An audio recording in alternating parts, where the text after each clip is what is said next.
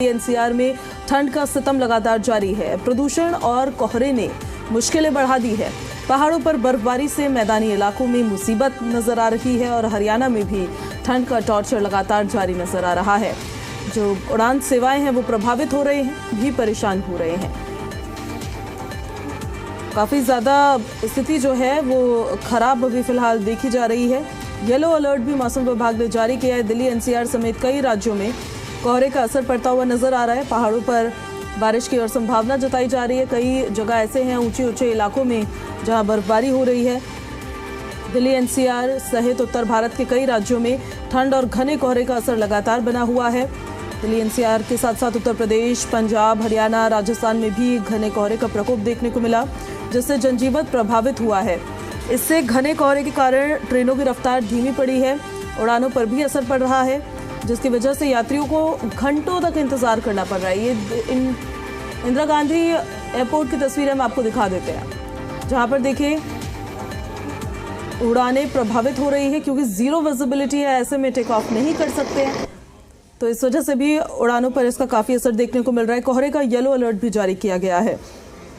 मौसम विभाग के मुताबिक घने कोहरे से जल्द ही राहत मिलने की संभावना नहीं है। ये 4 तस्वीरें हम आपको दिखाते हैं दिल्ली के अलग अलग इलाकों से।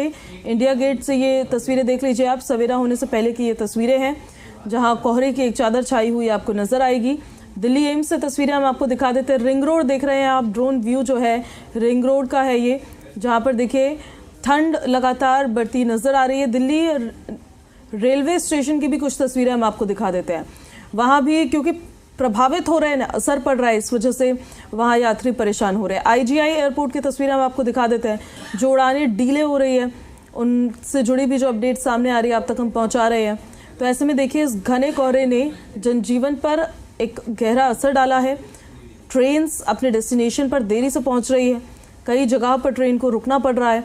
तो वही हाल जो है वो आईजीआई एयरपोर्ट पर भी देखने को मिल रहा है। उड़ानें भी इससे काफी ज्यादा प्रभावित हो रही है। अब फिलहाल देखिए कई क्षेत्र ऐसे हैं, अधिकांश ही क्षेत्र ऐसे हैं जहां पर स्मॉग और घना कोहरा छाया हुआ है, जबकि दिन में आसमान साफ रहता है। दिन में बहुत ज़्यादा फॉग नहीं नज़र आता जब धूप निकल जाती है। कोहरे को लेकर येलो अलर्ट जारी किया गया है। इसके अलावा 22 और 23 जनवरी को हल्की बारिश हो सकती है। ठिठुरन भरी ठंड बढ़ने की भी संभावना जताई जा रही है। शीतलहर के दौर में दिल्ली और एनसीआर की पब्लिक अभी है। दिल्ली के न्यूनतम तापमान सामान्य से लगभग 1.2 डिग्री अधिक है। 8.8 डिग्री सेल्सियस दर्ज किया गया है। और दिल्ली के इंदिरा गांधी अंतर्राष्ट्रीय एयरपोर्ट पर सुबह 3 से 7:30 बजे तक जो विजिबिलिटी है वो एकदम शून्य नज़र आ रही है, जिससे 27 ट्रेनें भी देरी से चल रही है। ये रेलवे का भी हाल हम आपको बता देते हैं। और बाकी ट्रेनें भी काफ़ी घंटों की देरी से पहुंच रही है अपने डेस्टिनेशन पर।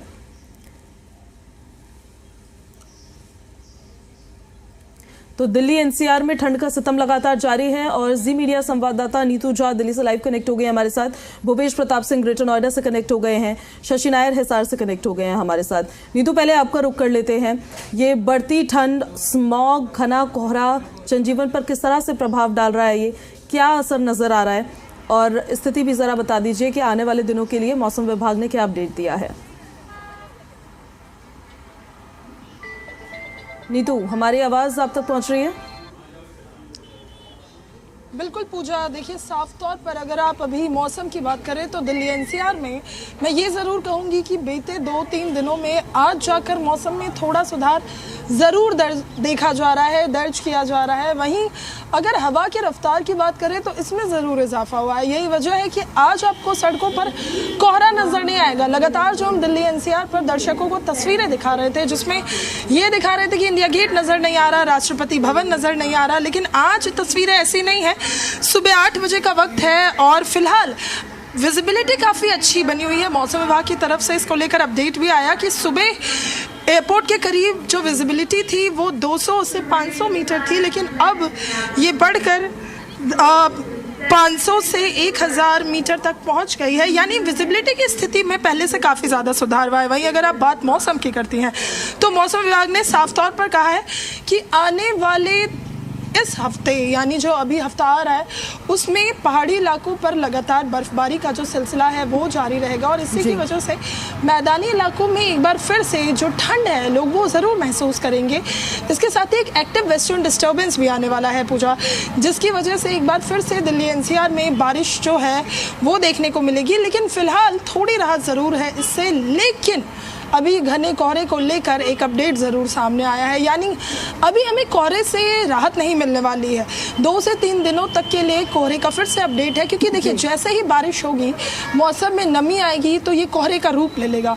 एक एक्टिव वेस्टर्न डिस्टर्बेंस आने वाला है जिसकी वजह से तमाम मैदानी इलाकों में बारिश होगी और बारिश के साथ कोहरा आएगा, यानी अभी ठंड जो है फिलहाल फिर से लौटेगी। लेकिन आज का नजर नहीं आने वाली। नीतू मैं लौट रही हूँ आपके पास, वापस बने रहे आप हमारे साथ। भूपेश का रुख कर लेते हैं। ग्रेटर नोएडा में किस तरह की एनसीआर में स्थिति है भूपेश, जरा आप ये बताइए। आने वाले दिनों के लिए मौसम विभाग की तरफ से भी क्या बताया गया है और ये कोहरा, ये ठंड किस तरह का असर डाल रहा है जनजीवन पर?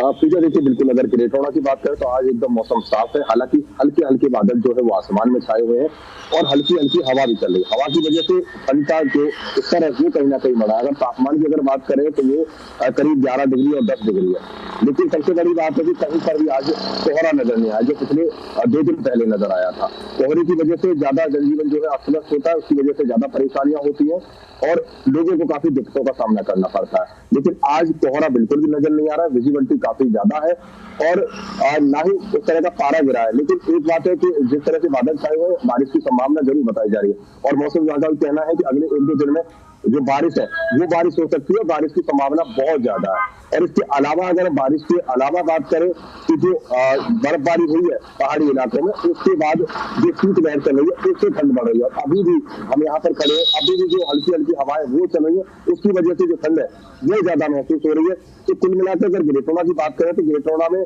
कोहरा तो कहीं नजर नहीं आ रहा है, लेकिन जिस तरह की हवाएं चल रही है उससे ठंड कहीं ना कहीं बढ़ रही है। तो बारिश की भी संभावना लग रही है, क्योंकि बादल सुबह से यहाँ पर छाए हुए हैं। क्योंकि मौसम विभाग ने पहले ही कहा था कि दिल्ली एनसीआर में जो है बारिश का अलर्ट है, तो अगले कुछ दिन में बारिश हो सकती है। आज भी कहीं ना कहीं बारिश की संभावना नजर आ रही है। ठीक है भूपेश, लौट रही हूँ मैं आपके पास। अब सीधे हिसार को रुक कर लेते हैं। शशि वहां से हमारे साथ कनेक्टेड है। आप तो जहां पर खड़े हैं शशि, आपके पीछे भी घना कोहरा नजर आ रहा है। स्थिति जरा आप बयां भी कर दीजिएगा, वहां क्या स्थिति है अभी मौसम को लेकर, कैसे असर पड़ रहा है इस मौसम का, किसानों को लेकर भी जरा अपडेट दीजिएगा। देखिए, हरियाणा में जो मौसम का मिजाज है वो पूरी तरह से बदल गया है। हालांकि आज जो थी वो उम्मीद की जा रही थी कि आज मौसम में थोड़ा सा सुधार होगा, क्योंकि कल पूरा दिन यहाँ पर बादलवाई थी, पूरी तरह से धुंध और कोहरा था, धूप नहीं निकली थी। तो ऐसे में क्योंकि बारिश को 1 दिन हो गया था, ऐसे में आज उम्मीद की जा रही थी कि शायद मौसम में थोड़ा सुधार होगा। सुबह के वक्त यहाँ पर अगर मैं सुबह 6 बजे की बात करूँ तो सुबह धुंध नहीं थी, लेकिन जैसे जैसे दिन चढ़ने लगा धुंध और कोहरा घना होता चला गया। वातावरण में अच्छी खासी नमी देखने को मिल रही है। और मैं आपको बता दूं कि मौसम विभाग ने हरियाणा के 8 जिलों के लिए ऑरेंज अलर्ट जारी किया है, खासकर शीतलहर को, ठंड को लेकर, जिसमें से हिसार, जींद, कैथल, कुरुक्षेत्र जैसे जिले शामिल हैं, रोहतक भी उसमें शामिल हैं। और इसके अलावा जो प्रदेश के बाकी जिले हैं उनके लिए येलो अलर्ट जारी किया गया है। तो ऐसे में एक बात पूरी तरह से साफ है कि हिसार में आज का दिन जो है वो अच्छी खासी ठंड देखने को मिल रही है, जिसको हम ठिठुरन भरी ठंड कहते हैं, वो देखने को मिल रही है। और साथ ही साथ हरियाणा में जो सबसे ठंडा जिला रहा है वो भी हिसार रहा है। आईएमडी ने हिसार का पास में ही एक गांव है बालसमंद गांव, उसे सबसे ठंडा गांव करार दिया है, जहां पर जो तापमान है, दिन का जो तापमान है वो 10 डिग्री सेल्सियस से कम रहा है और रात का तापमान में लगभग 5.5 डिग्री की गिरावट देखने को मिली है। यानी कि अगर 8-9 डिग्री जो तापमान चल रहा था वो सीधा 2-3 डिग्री पर आ गया है। ऐसे में आने वाले दिनों में अभी जिस तरह से लग रहा है इस सर्दी भरे मौसम से राहत मिलती नजर नहीं आ रही। हरियाणा कृषि विश्वविद्यालय मौसम विभाग का कहना है कि कल यानी कि 19 जनवरी तक मौसम के परिवर्तनशील रहने के आसार है। सुबह के वक्त धुंध और कोहरा देखने को मिल रहा है। हाईवे पे तो विजिबिलिटी भी बहुत ही कम है हिसार और इसके आसपास के क्षेत्रों में। और उसके बाद 21 और 22 जनवरी को एक और पश्चिमी विक्षोभ के एक्टिव होने की संभावना बताई गई है। और अगर ऐसा होता है तो एक बार फिर से अगले हफ्ते फिर से धुंध और कोहरा और साथ ही साथ शीतलहर का ये सिलसिला जारी रहेगा। और जहां तक किसानों की बात है, किसान तो इसे अच्छा ही मान रहे हैं। उनका ये मानना है कि सर्दी के साथ साथ खासकर ये जो धुंध है जिसमें नमी होती है ओस की बूंदें होती हैं वो पत्तों के लिए भी अच्छी खासी फायदेमंद रहती है। बस ओलावृष्टि ना हो तो कुल मिलाकर किसानों के लिए ये अच्छा वक्त है, अच्छी बारिश हुई है, अच्छा पानी है, तो उनके ठीक है। शशि आपका, नीतू आपका, भूपेश आपका बहुत बहुत शुक्रिया इन सारी जानकारियों के लिए।